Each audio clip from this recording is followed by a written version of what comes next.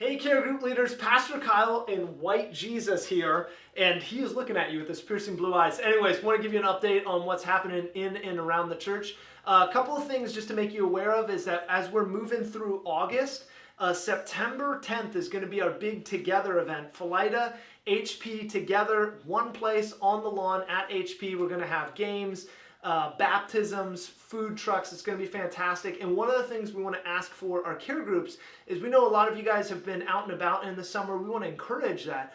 We know families are taking vacations and people are out and sort of all over the place. So if you haven't had a chance to kind of check back in and prepare for the fall, now's the time.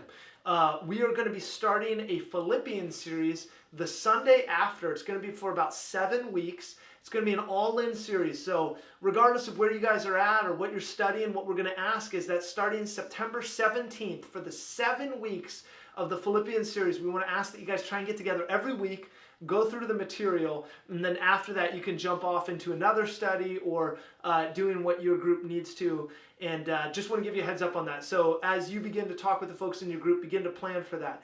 September 10th is our together, and then September 17th will begin our Philippians series. Now, if you are meeting together as a group, or if you're just using these videos for personal study, this week we're going to continue in our Summer Psalm series. We're going to be looking at probably the most famous passage in all of the scripture, Psalm 23.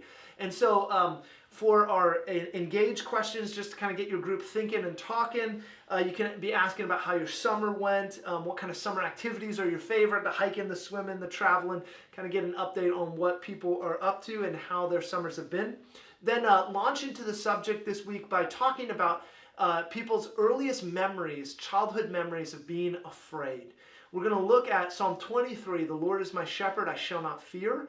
And we're going to look at what it means to trust God. So you can go over the explore questions. They talk about how David uses the analogy of God as a shepherd. And there's a couple of questions in there just to kind of sink into the text. Feel free to maybe pick one or two of those. And then move to the application questions, which is we're going to talk about trust. It's fundamental in all of our relationships, but certainly our relationship with the Lord. So ask questions like this. How would you define trust?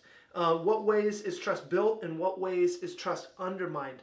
In what areas do you find it hardest to trust God? So as leaders, as always, I would encourage you, be transparent, lead by example, open up and share and allow your people to as well. So that's what we have going on and coming up. As always, we love you guys and we will see you on Sunday.